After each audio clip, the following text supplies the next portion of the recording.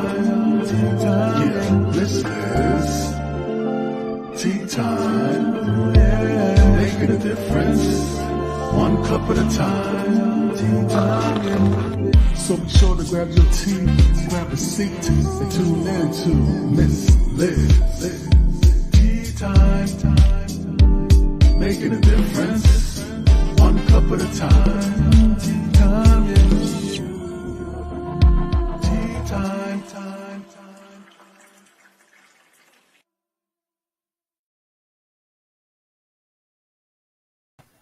Well, good afternoon. That's right. It is afternoon tea time now. We were here this morning, but now we're here in the afternoon. So good afternoon, good evening, and good morning, wherever you may be tuning in from.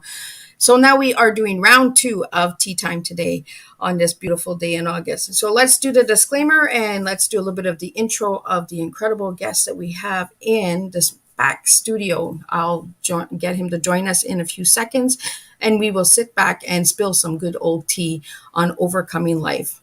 Disclaimer for Miss Liz's Tea Times live shows. I'm Miss Liz is going live using StreamYard.com and StreamYard. Here we go again. We're spilled the tea. Here we go. Miss Liz is going live using StreamYard. Before leaving a comment, please grant StreamYard permission to see your name at StreamYard.com. Please be advised that the content brought forward for any Tea Time show hosted by myself, Miss Liz, is always brought forward in good faith, however, may bring forth dialogue and opinions that are not representative of my platform. The facts and information are perceived to be accurate at the given time of airing. All Tea Time guests and audience participations are responsible for using their good judgment in taking any action that may relate to the discussion. The content brought forward may include discussions for some where they may be emotionally at risk. It is significant to know that this show is engaging in discussion form only to offer and inspire awareness and connection and is not providing therapeutical advice. If you have any questions about the disclaimer or the panelist discussion, you may freely contact me, Miss Liz, at bookingmissliz@gmail.com. Moving forward, should you choose to voluntarily participate in this show in any aspect, I, Miss Liz, welcomes you. And should you decide that this show is not made for you at this time, I respect your wishes and will see you at a future show at a later date. Now, we got the disclaimer out of the way. We got the tea spilled already. We got the little tongue twisters going. Now, I'm going to bring in the incredible guest that I have. I have Steve Borys here joining me from the United States, and he is a coach, teacher, and author. So a little bit on Steve Borys, and then I will have him jump into the studio and share his story with us. Steve grew up in Sayville, New York, on the east end of Long Island. He attended Fordham University, where he learned a BA in history and an MAT in social studies. At Fordham, he played football and was a team captain 2 times All-Patriot League and an honorable mention All-American. He's also going to be talking about his book that he wrote today, and I'll get him to share that a little bit later in the show, but let's get him into the studio with us. Hi, Steve. It is an honor to have you here with us today. The feeling's the same. Thank you so much for having me, Miss Liz. I really appreciate the opportunity to speak with you. And as you've seen, Steve, Miss Liz spills the tea, makes a mess, and slips with the tongue twisters. I am telling you, my tongue sometimes it just turns all over. So, Steve, how did it all begin? And let's start right from the beginning and carry on. And then we'll get to know your TEA later in the show. Sure. So why I wrote the book, it was in the pandemic, and my family was struggling, with the stress of the whole situation, and we were dealing with depression and everything that went along with those dark days. And also, we were seeing a lot of the dismay on social media. And, and there was fighting and arguing that I never really saw before. People who had loved each other for decades were now going after each other. And I wrote this book as a way to try to find some peace and try to give people some hope and try to bring some folks back together and just try to fight the disunity. So, how did you get the title of the book, and what is the title of the book? Because I didn't mention that, and I'm so sorry for that. Oh, that's okay. The book is called How to Beat Stalin, Hitler, and the Southern State Parkway. Southern State Parkway is out on the east end of Long Island. And, you know, and the whole book and the whole title is how to overcome adversity, how to fight back, and how to have ultimately a nice life. And the book, the title starts to make sense once you start getting into the book. We begin the story with me, as a young child. I was born in the Bronx, New York, and right away we moved out to the east end of Long Island.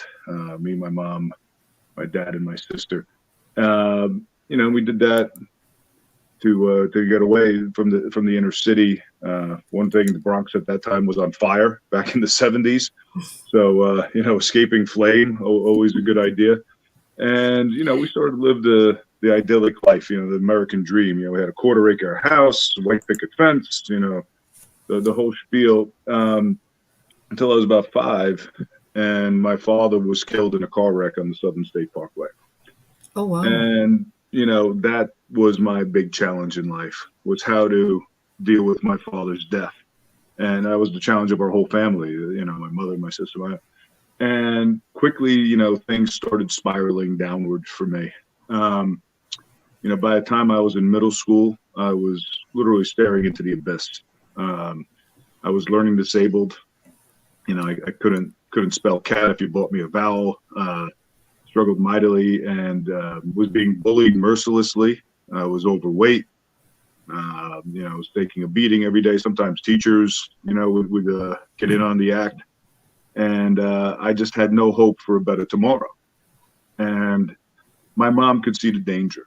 She saw how much pain I was in. And, she was always very encouraging. Your mom's always encouraged, oh, you're beautiful, you're smart, everything's going to be great. But you don't believe your mom because she's crazy. And, and she saw that she wasn't making a dent. So she said, hey, you know what? You're not the only person in this family who's had adversity in life.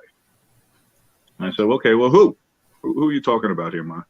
And she said, well, it's time you knew about your babcha, your babcha Eva. And babcha is the Ukrainian word for grandmother. My father was Ukrainian. And he goes, I want to tell you about your babcha Eva. And I said, okay, I never knew my babcha. She, in fact, died in the same car accident as my father.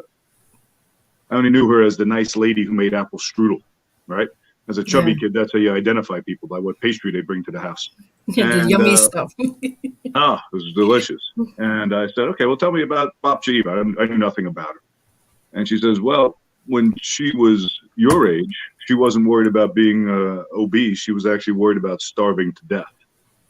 And that got my attention. So what are you talking about? She said, well, when she was a kid growing up in the Ukraine, she and her family were victims of Stalin's Holodomor.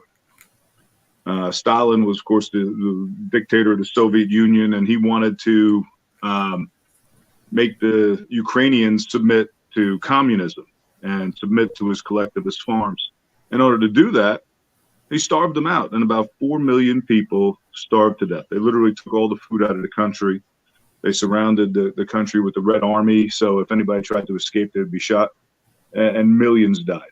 Millions died, and my grandmother was in the middle of this. So, oh my God. And, I'm really taken aback by this. And then she said, and once that was over, a few years later came the Great Terror, where Stalin instituted another purge of the Ukrainian people and other folks in Eastern Europe.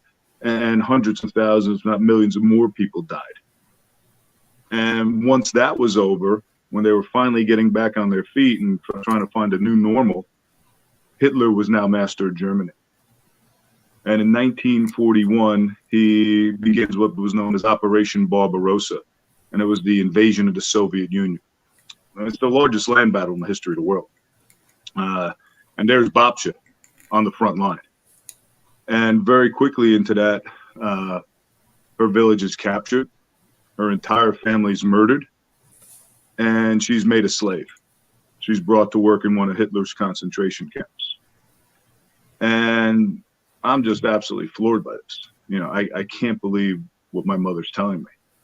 And I said to her, how in the world did Babsha survive this? How could you, by yourself, no family, no nothing, a slave? It's hard for us to think about that. One of our relatives was a slave, and she said, "Well, your Babsha, she had a superpower." I said, "Superpower? What was her superpower?" She says that your Babsha believed that she always, no matter how bad things were, she was in control of her reaction to the situation. That was her power. And no matter how bad things got, no matter how many people in her life died or how hopeless the situation was, she was going to fight on. And she was one day going to resurrect the Borys family. She was not going to let these evil dictators wipe us from history. She was going to hold on. She was going to outlast them and bring us all back. And sure enough, one day Hitler commits suicide. World War II's over, and she's free. She's free. At that point, she had my father. My father was born into slavery. She had met a great man in the camp, Eustace, and they began a wonderful love affair. And she's free now. And she's starting to rebuild the Borys family. She has another son. And they're making it work. They're recovering. They're still in the bloodlands of Europe, but they're inching forward until one day, a knock on the door, and there was a soldier, American soldier, came to the door, and they were selling bathtub wine out of, to make some extra money. And they were out of wine. The soldier got angry. He fought with my grandfather and shot him dead in the front door. And my Babsha is now single mother, murdered husband, 2 kids. Somehow gets them on a boat across the Atlantic. They land in Philadelphia. The first night in America, they're homeless. They're penniless. They had to sleep on a park bench. They couldn't speak the language. But my Babsha always felt that this was a good start. Because now, even though, for me, I would be absolutely, demoralized, crushed by this. But for her, she had a chance. And a chance was all she needed. And over the next few decades, she built back the Borys family. And by the time of her death, she had remarried. She owned her own house. She had a small business. And she got to meet 4 grandkids. Wow. And that's how she beat Stalin and Hitler. And it makes sense where the title comes from, right, for the book. Right. Because I was like, how did he get this title? But as you're sharing this story, Steve, I'm understanding a lot, and we have a lot in common with history because my 4-time great-grandmother is from Germany, and she was part of Hitler as well. So when you first sent me the book, I was like, oh, where's this going? Like, how is this? But I'm glad that you're sharing this with the listeners and the viewers out there, because then they can understand the title of the book, right? Because some of the words might be like, oh, I'm not sure if I want to read this. Like, what is this about, right? So, and this is what we do, is by sharing our stories and that, and giving awareness of what the book and what entitles in the book, it will give people the opportunity to go and grab a copy. So if you'd like to grab a copy, the links are, I'm posting the links as we're having our conversation and that. But carry on. I'm sitting here and I'm listening to your story, and I'm truly blown away by the adversity of the family, and and continuing the growth and getting over hardships, right? Because that's what we have to do. So continue on, Steve. I'm just taking some notes, and I'm just going to keep pushing up some links, and any questions that come in, if any of the viewers or listeners out there that would like to ask any questions, please put them in the comments, and I'll pull them up as we're having tea today with Steve. And if you're watching a replay, please push #replay where you're tuning in from, so I can thank you for where you're tuning in to. And I'll let Steve take the floor again and continue on with his story. Great. Thank you. And, she was faced with 2 of the most evil dictators in human history. These people responsible for the deaths of countless millions. And she stood up to them because she controlled her reaction. She, even if she too was eventually going to be killed, she was going to die fighting. And of course, the best revenge is having a good life. And I hear this story and I realize, I'm part of this legacy, okay? That here I am, 12, 13 years old, hopeless, suffering my own pain.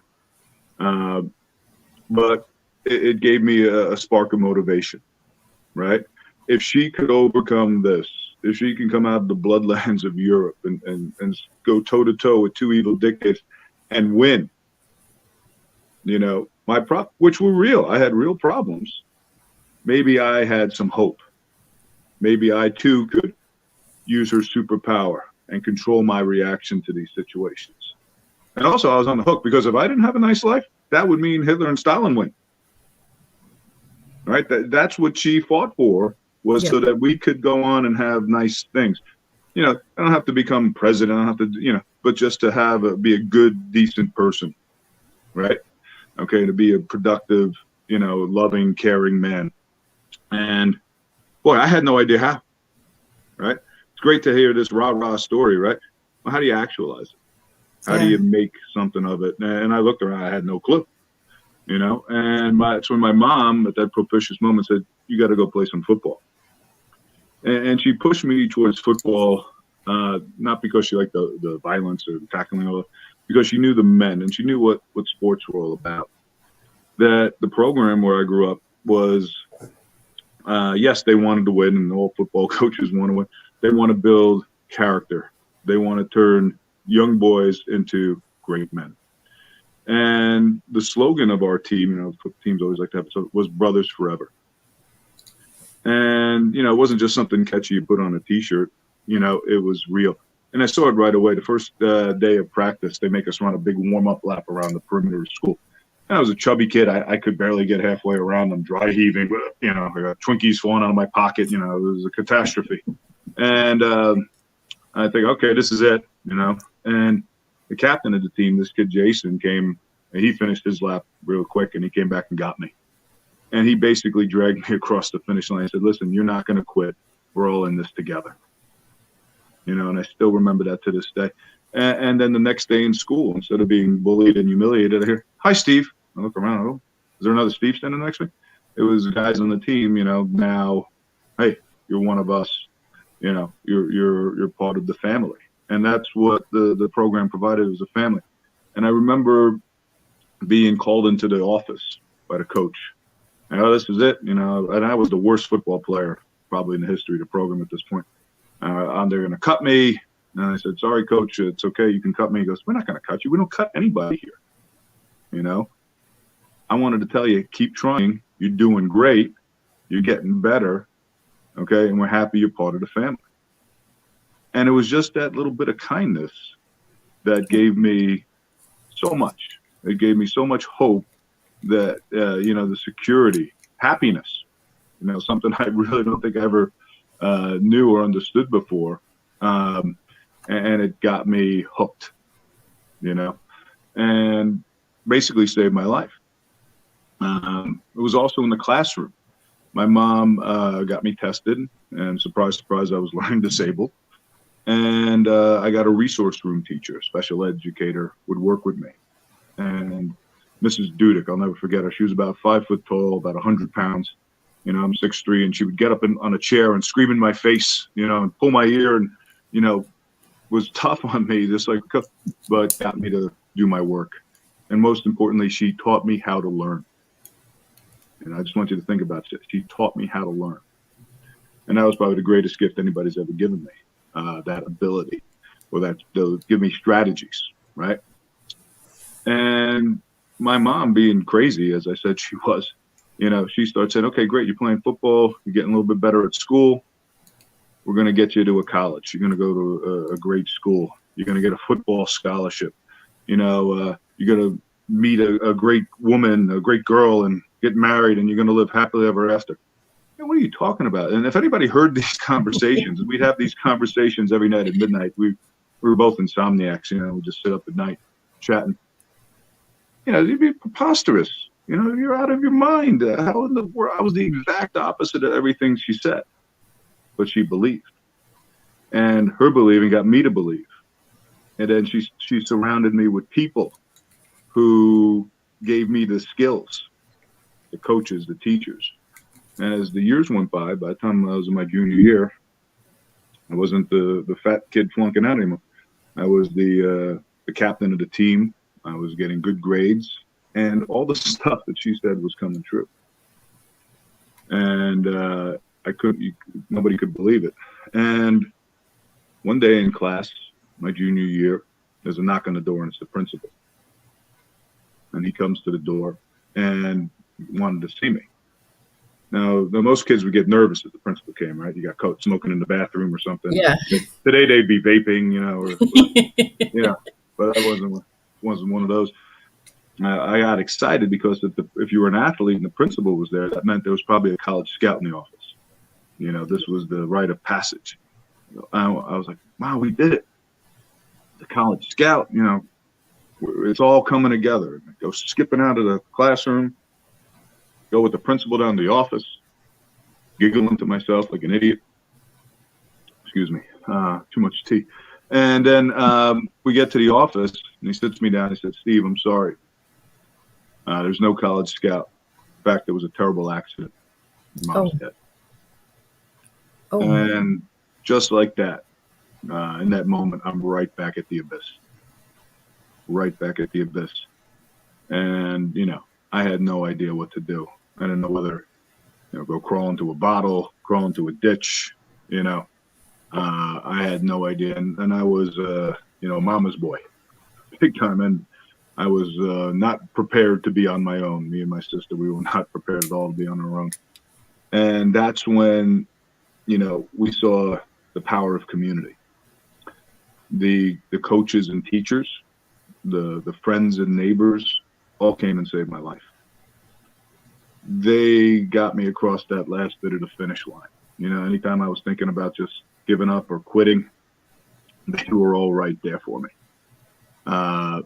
In ways great and small, seen and unseen. I remember going back to school after the funeral. My chemistry teacher, Miss Buckmaster, she says, come on in after school. We're going to do all the work together. She stayed with me till like 5 o'clock at night. Chemistry, I was terrible at chemistry. I was always lighting myself on fire with the Bunsen burner. And she got me through all the labs. And then as I'm leaving, she goes, hey, come here. Here's $20. What's this? She goes, take your sister out to a movie. And it's like I still remember it because that changed my life. It gave me hope for a better tomorrow. But somebody gives a damn, right? Yep. And, I had a girl I was friends with. I didn't have a car. I had to take a driving test. Her mom gave me the car to take the driving test. Of course, I crashed the car, so that kind of backfired on them, so you got to be careful. But, the whole community came together and rallied. And, I was able to graduate high school, got a scholarship to go play at Fordham. And, met my wife there, my Amy, we have a family now, and have a nice life. Had a nice life. Just like my Babcia Eva wanted me to have when she dragged herself out of the bloodlands of Europe, and inspired me, to keep going. When I didn't have to fight Stalin and Hitler, but I had some other stuff. I had some other obstacles in the way. That's what all of us, that's what the book's all about. Your obstacle could be alcoholism, right? It could be a divorce. Maybe you lost, maybe it's COVID, right? You lost something in COVID. They're all real, They could be historic, like a Stalin and Hitler. It could be sneaky, right? Maybe like having too much sugar, you get diabetic. It can all doom you if you let it, and you always control your choice how you're going to respond to these situations, right? Yeah. But you need help. You need that community there. You need that love. Well, that's one thing that I'm getting as you're sharing your story, Steve, is that just the kindness, went a long way for you. It actually pushed you and made you move forward. So many times we think kindness doesn't have so much impact, but it actually does change a person's life, when someone actually does give a damn, and we can move forward, like you said, just some teachers taking that extra time tutoring you and pushing you and getting the community coming together and pushing you through the finish line. We all need community. We need a village. Like, we can't do this alone. And it's like you said, Steve, like, there's so many things out there: alcoholism, passing, grief, divorce. There's so many things, right, that we have to all overcome. So if anybody would like to reach out to you, Steve, like, how would they find this book, and where can they find this book? Sure. The easiest place to get on Amazon, and you could Google my name or how to beat Stalin, Hitler in the Southern State Parkway. And, you could be reading it on your Kindle in seconds. And or you can order the hard copy and Blockbuster. Amazon's really good at Who knows? It might be Blockbuster. Flashing back to my childhood. I got back into the 80s and 90s somehow right there. But yeah, you can pick it up real there. And all my, you were so kind as to put all my social media links up there, and you can get me, and I'll get back to you lickety split, and you can have a nice chat. So I think now's a good time to ask you, what would your T be if I gave you the letter TEA, Steve? My T, teamwork. That's what got me across. That's what saved my life. And on the field, and we learned that in sports, right? And that's something I figured out pretty quick, is the lessons you learn on a field, whether the sport is. For me, it was football. It's just the simulation for life. And, that's why we want to get kids into sports, is so that we can teach them life skills. It's fun. Hey, I scored a touchdown or whatever, but, we're teaching you how to be a great man, a great woman, a great person. And you apply that to business, like you're doing this great show. I'm sure you have a whole support staff helping you out, and other people. Nobody ever does anything by themselves. Well, I'm a one-woman team at this moment. Oh, good. Okay, God bless you. But yeah, I do everything. I'm a one-woman team. I am looking for a team, so if anybody wants to help, Miss Liz, they are more than welcome to, because it is a heavy load. We'll sign some folks up for it. My daughter was never into sports at all. I coached her in softball in third grade, and that was a catastrophe. She revolted and led an insurrection, and they wanted to make mud pies instead of hit balls. So that's a whole nother story. And she got into theater, and watching her perform, and it's the same thing. It's the same concept. You have people with different skills combining different talents. One person's doing the lights, the other person's dancing, and support people, all coming together to create something that they could not create on their own, and learning valuable life skills along the way. And also providing that family, of support and love and community. And I think that's the key is, and that's what I want to do, not just with kids, in school. I'm a teacher, I'm a coach, so we keep that going. But, with adults as well, and bringing adults in.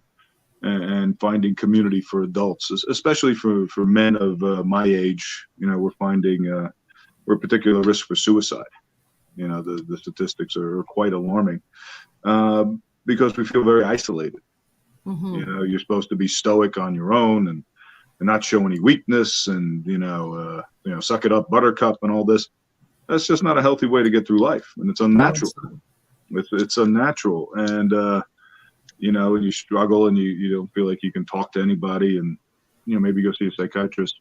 But even that's what I was finding, is it's just hard to find professionals to help.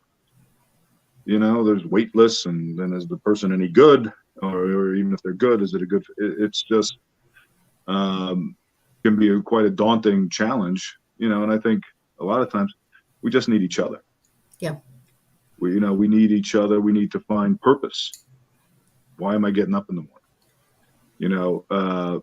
Try to find something like my coach when I was 12, who gave me that little bit of love and support that propelled me.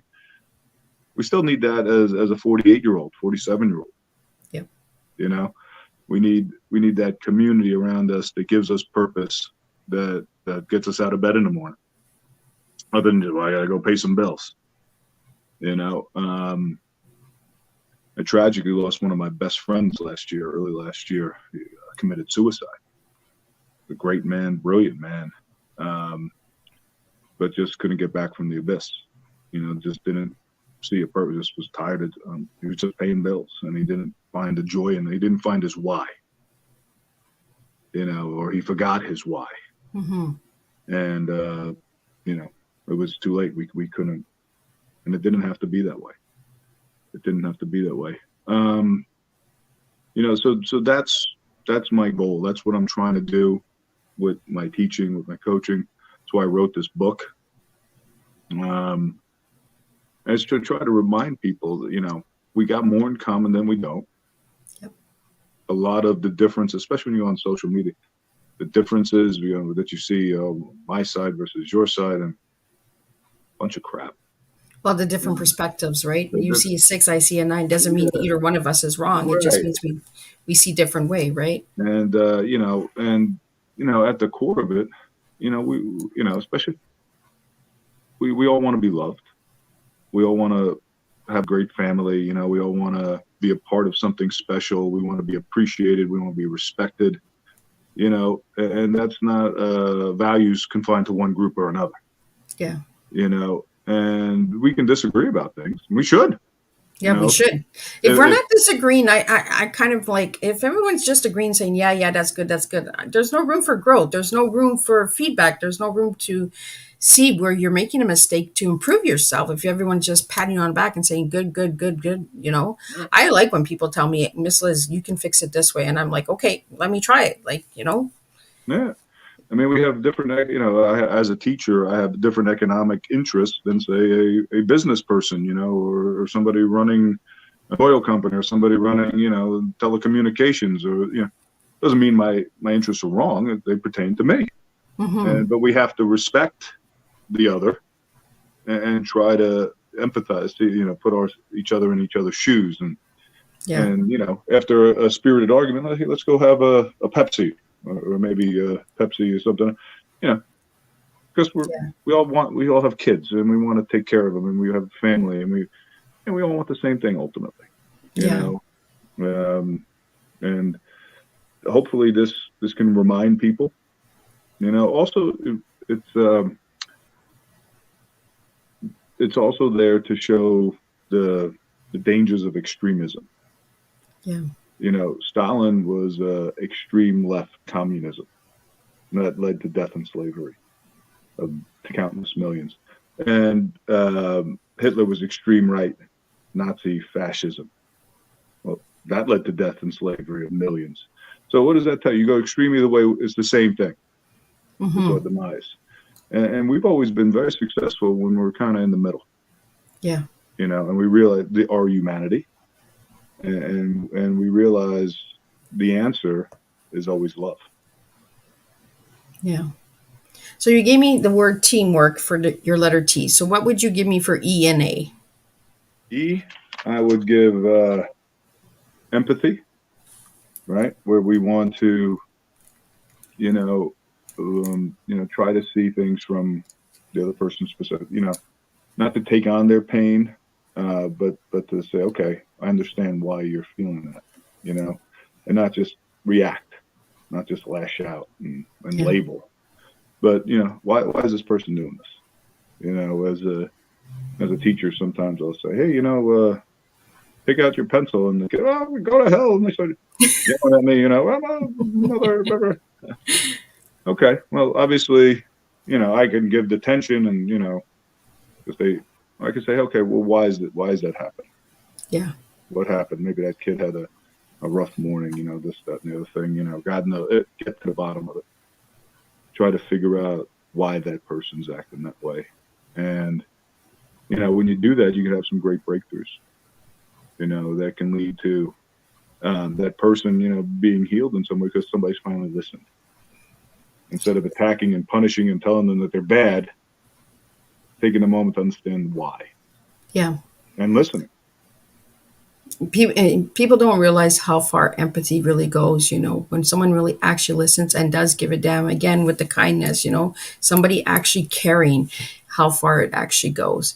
And as you were sharing earlier, when you shared the word teamwork, I was listening to how you were sharing and I was like, I'm sure he's going to say empathy. I'm sure it's going to be empathy for the E. And then when you said it, I was like, I should have just wrote it down. Absolutely.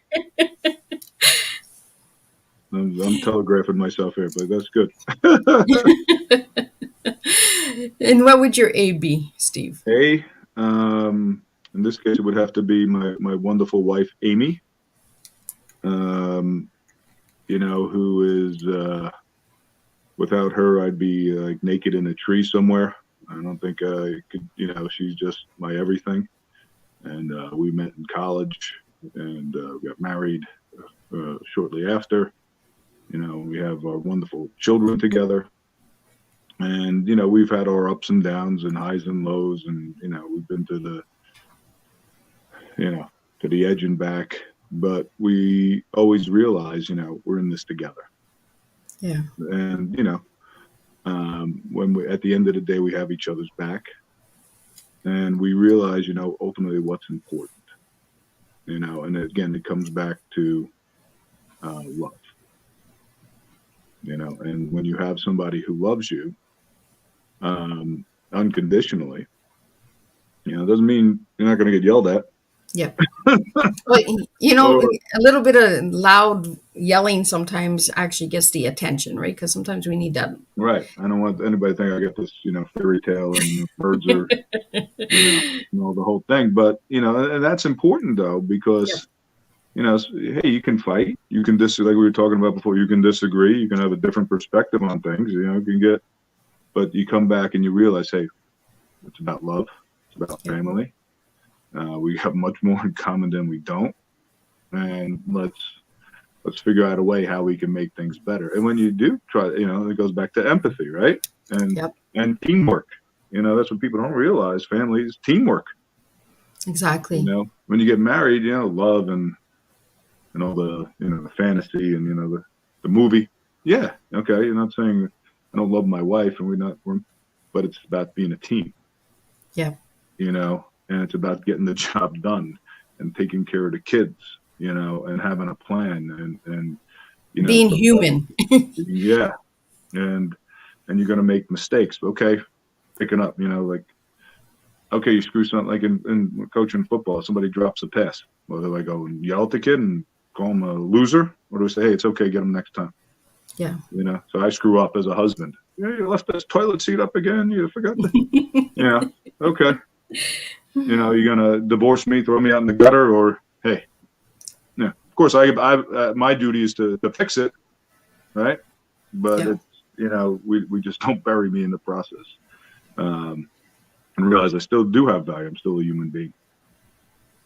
Well, and I think that's what everyone has to understand, right? Is we all have our issues. We all have gone over something, and that's what makes us uniquely different. Is we all have our own stories, And I love that you kept bringing up the word family, because when I asked you what one word that describes you as a person, you gave me the word family, and it shows that you're a really family oriented man, because you keep saying the empathy, the teamwork, your wife, Amy, and it is truly a strong tea, because you're serving your tea each and every day, the teamwork of the family, the empathy of the family, and your wife as well, So you have a really strong cup of tea there, Steve, that you're serving. And I really appreciate you sharing your tea.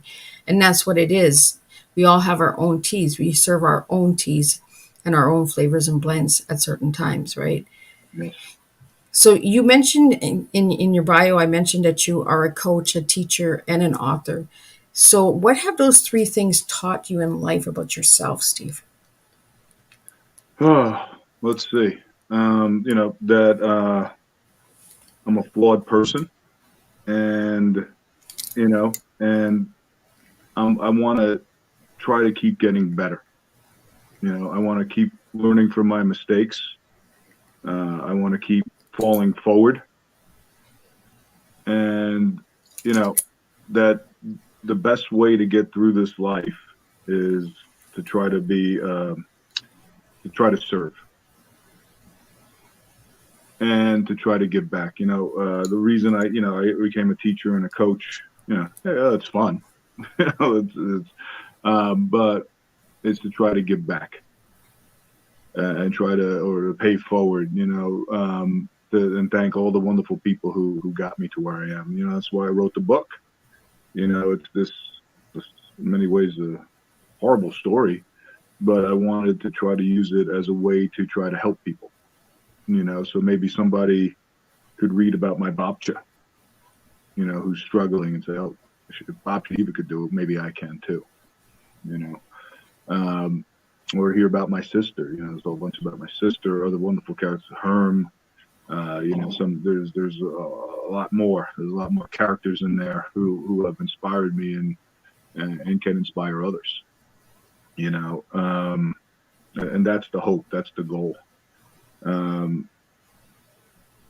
Speaking of the characters, like, my babcha and my mom, especially, those are the two big ones. My mom, first and foremost.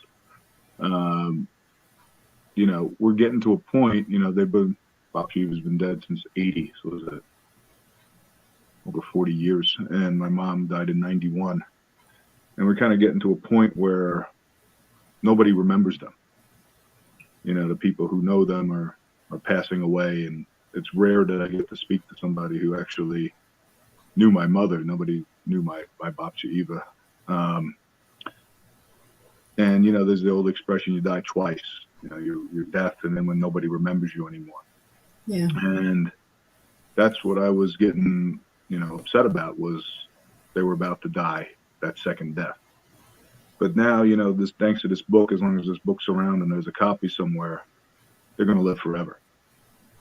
And, well, that's it, right? You're leaving a legacy of the story, so that they don't pass again. They can come back, and that was the other thing. I'm getting choked up here a little bit, with the pandemic. That's okay. You're allowed to cry on tea time. If I could summon back, excuse me, somebody to help. Heroes, it would be those folks, some of the others in the book. And it's just great that, I've had feedback, people who've read it, friends, people I haven't known, strangers, that's when it really hits you, when the stranger comes. Says, your mom is my hero. babcha Eva is my hero. I want to be like them. And I was able to help, use their story, so they're helping people that they never even knew of, from beyond the grave. And, that's what I wanted to try to do. Well, it truly impacts help one person, people, right? then great. If you could help a million, even better. Well, and that's it, right? We write these stories, the hard pains, the hard stories, in order to impact other people's lives. Because when they read that story, they say, oh my God, my life is not as hard as I think it is. If this person could have overcome all of this, I can too. You give them that hope and that inspiration to carry on and move forward by sharing these stories. I truly understand where you're coming from, because I myself have shared my personal story. And my message to everyone is, when I'm gone, just remember how hard I fought.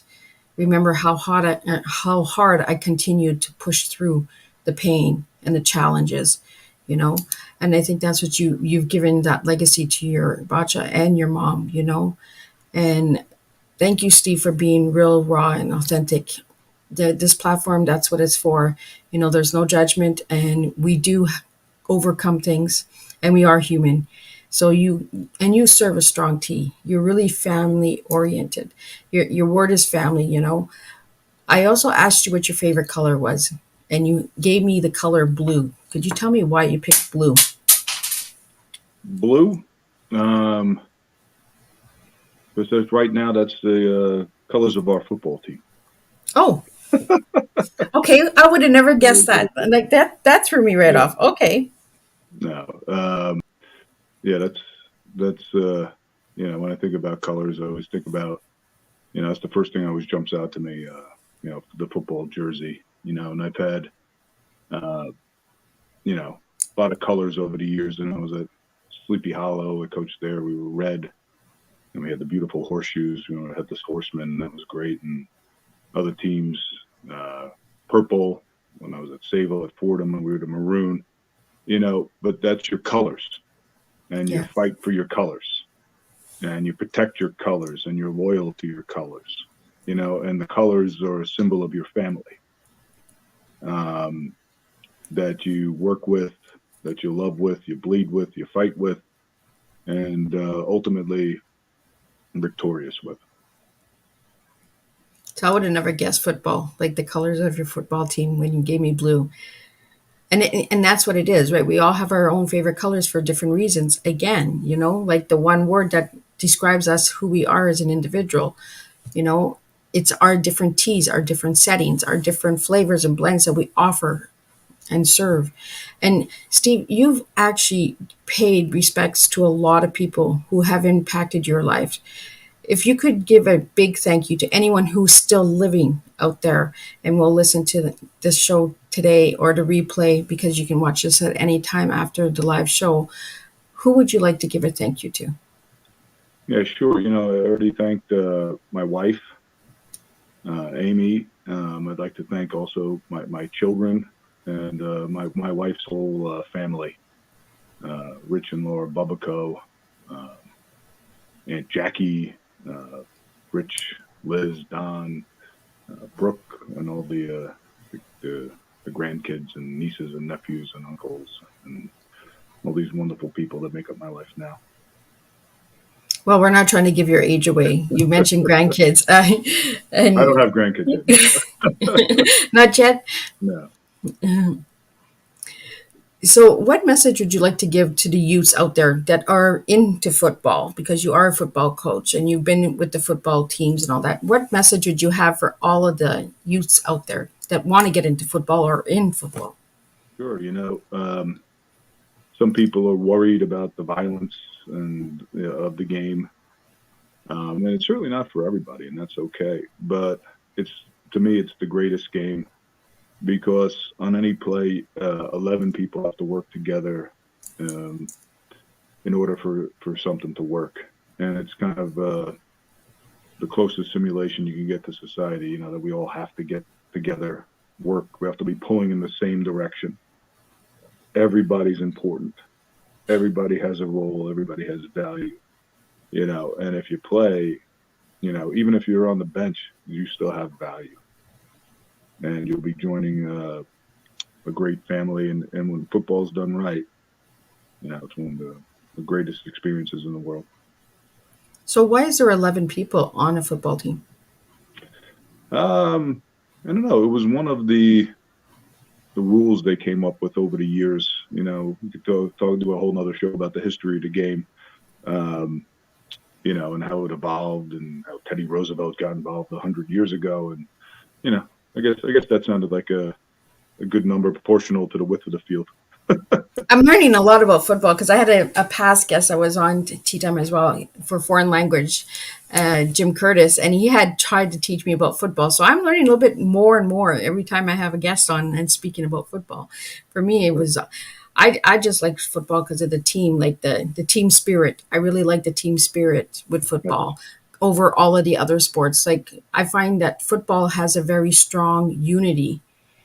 And I don't know if it's because of the tackling or the connect, the hard connect. I'm not sure what it is, but I find that football for me, when I watch it, it's the unity, the joining, the connection, all the team huddling together. You don't see that with hockey or baseball. Well, you do at the beginning, but during the whole game, you see this connection, you see the unity of the team, You have everyone running for this one ball, So yeah, football means a lot to me. Like, and I just like the uniforms and I like the cheerleaders. I kind of like the whole celebration kind of aspect of football. So yeah, it's a community event. One thing to just give you another lesson about what also makes it special to me. I played for many years. I never touched the ball. I was a lineman, and most people on the field, 5 of the 11 will never touch the ball unless there's a fumble or something weird happens. Yeah.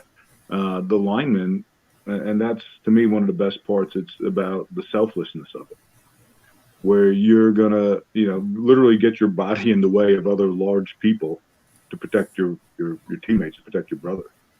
And our great coach, this man named John DeLuca, who's another one of my angels, actually came up with a lineman's prayer. It's non-denominational, so I don't think you're converting to a religion, but it goes, we work the hardest, we're known the least, but who cares? We are the reason. Oh, I like that. So without your blocking and protection, your team can never win. The guys who scored a touchdown, that's never going to happen without you. Yeah. And I just love the practice. We're just working with all your friends, your teammates, for a common goal. You never touch the ball, but when you do score, when your team does, it's the greatest feeling in the world, and that's like society. Some people look down at teachers and cops and firemen and think, oh, you guys are losers. No, we're kind of like the linemen. Without the work of the people in that role, does anything ever get done? Or your construction, just Well, there's always that judgment, right? Yeah. It doesn't matter what field you're in. There's always somebody that has something negative to say about it. Right. And that's the thing. Don't judge. Everybody has their worth, their value, and without everybody working together, doing their job, it's just not going to work. Well, it's teamwork, right? There goes right back to the T, is the teamwork. Without the team, I'm a one-woman team, but my teammates are my guests. My teammates are my viewers and my listeners. I'm not doing this alone. I can't do it alone. And it's like you said, you can't do anything alone. You need a team. I just have a different sort of team, and that's why I am very appreciative and supportive of all of my guests and all of my viewers and listeners at any time, whether you watch the live or you watch the replay. I really appreciate you tuning in and supporting, because you are my team. You are the one is encouraging me to push through, picking me up and taking me to the finish line, like the community had done to you, Steve, has picked you up and brought you to the finish line, So you being a guest here today, you've actually helped me pick me and brought me to the finish line, Absolutely, and you have helped so many folks like myself get the message out, and you're really, and help so many people in your audience. You're really a true blessing, and doing amazing work. Just helping communities, well beyond where you live. Reaching nationwide and globally. It's an amazing gift you're giving. All I do is spill a tea. I make a mess. My mess is good. Excellent. So any final words before we wrap up your tea time, and I'll share the next guest that's coming up on August 18th. Sure. I just want everybody to understand, whatever's bad things happening to you, it's not fair. It's probably not your fault. But we can get through this together. Understand we love you. Stay in the fight. If you need help, get the help that you need. People have been through bad times before, and this too shall pass. So before we wrap up your tea time, Steve, it just popped in my head. Are you looking to share your story on other platforms or speaking stages or anything like that? Any way we can. I'm doing YouTube videos. I'm doing TikTok videos. I'm doing events, trying to book public speaking events, speaking of schools, speaking of organizations, whatever way I can find to try to get the message out and try to be a help. I'm gonna connect you after the show. When we're done the live show, I'm gonna connect you with a couple people that are looking for speakers, motivational speakers like yourself, coaches and leaders and all that, and I'll direct you to those people. And I really want to thank you, Steve, for joining and sharing your story with me today. Because when you first approached me, I was like, oh, I don't know what is this story about? Like, how do I get? And sometimes you just have to listen. You just have to find out for yourself what the story is. So that's what I do. With some of my guests is when they come on Teatime, I'm learning as my listeners and viewers are learning as well. And And to reach out to Steve, you can find him on all social media platforms. Like he said, he's on TikTok. I've been following his TikTok. So give him a quick follow, and then maybe Steve, once you get that 1K, then you can do your lives on TikTok and that as well. Is there any other way that the viewers and listeners can reach out to you? Sure. You can always reach me by email, steve.borys@gmail.com. And I'd be happy to get back to you and chat and start a relationship. And if anybody would like a signed copy of your book, do you have some available? Oh, absolutely. Yeah. Just reach out to me and we'll get that in the mail right away. So, and what platform is the best one to reach you at besides the email? Facebook would probably be the easiest. But, you can, that would be the way to go. Reach me on Messenger there. So awesome. Thank you so much, Steve, for sharing. It really was an honor to hear your story and have you share your teamwork, empathy, and Amy. Your T is a really strong T. Keep serving your tea, Steve, because you're doing wonders with it and you're making a difference. You're impacting lives as well. It just takes one person to make a difference. And like you said, Steve, kindness goes a long way. So let's just be kind. Let's start being kinder to our neighbors, kinder to our family, kinder to our communities, and reach out and make a difference and get involved. Step up, speak up. If you see that kid that's not getting the motivation that they need and you can mentor them. Because I believe you do that as well, Steve, right? As you do some mentoring? Yeah, sure. Absolutely. With all my students and players. Well, thank you. Thank you so much for your services. I really appreciate you doing and making a difference in so many people's lives. Now, I will see everyone back here August 18th, 3 p.m. We will have an afternoon tea where Shane Wilson will be coming in. He is a musician and a storyteller, so he'll be bringing a good, flavorful tea to the table. There's a lot that I'm hoping maybe a little bit of music. We don't know. We'll switch it up a little, add some little flair. But Shane Wilson will be joining me at 3 p.m. August 18th. So tune in for that show. And if you'd like to see any of the tea times, you can watch the replays on the YouTube channel, Miss Liz's Tea Time Making a Difference. Subscribe and you will be notified anytime a new tea time comes up. There are over 100 tea times on there, so if one flavor doesn't match, the next flavor will. I guarantee that one tea time will affect your life and impact your life. Reach out to these guests. These guests are making a difference. It's not about Miss Liz, it's about the guest. Remember that we're here to serve tea of others. T for humanity and T of connection and T of network. This is what this platform is for. So if you'd like to know more about me, Miss Liz, you can check out my website and check out my YouTube channel. Steve, before we wrap up, we have less than a minute. Any final words before we wrap up? I just want to thank you for this great opportunity and that you gave me to get my message out there. And on behalf of all your other guests, we really appreciate you and all the beautiful work that you're doing. Well, thank you so much.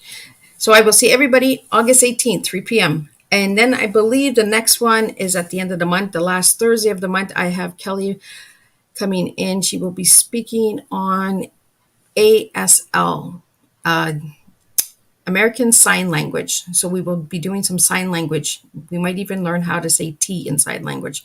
Lots of surprises coming.